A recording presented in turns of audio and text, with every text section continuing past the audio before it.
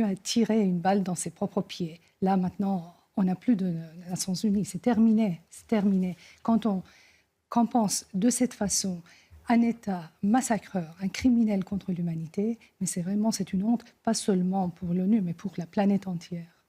Merci en tous les cas d'être venu nous voir. Et vous savez, sur CNews, on parle de l'Iran et c'est important plus que jamais.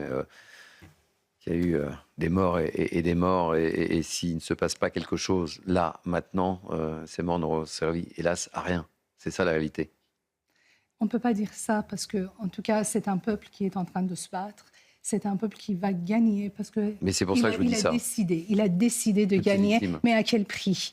En fait, en tant qu'être humain, notre seul souci, c'est d'alléger le prix que les Iraniens doivent payer. Au lieu de les juger, au lieu de décider à leur place, au lieu de mépriser leur choix, ils ont prononcé leur choix. Leur choix porte sur le prince Pahlavi. Au lieu de passer le temps à longueur de journée sur les différentes chaînes en disant que oui, les Iraniens, ils veulent retourner à la monarchie. Si c'est leur choix, on les respecte. Et je termine tout simplement par dire que la France, après sa révolution, a mis 100 ans pour arriver à la République. Donc si les Iraniens veulent passer encore vers la monarchie, en tout cas, ce ne sont pas les Français qui vont les reprocher.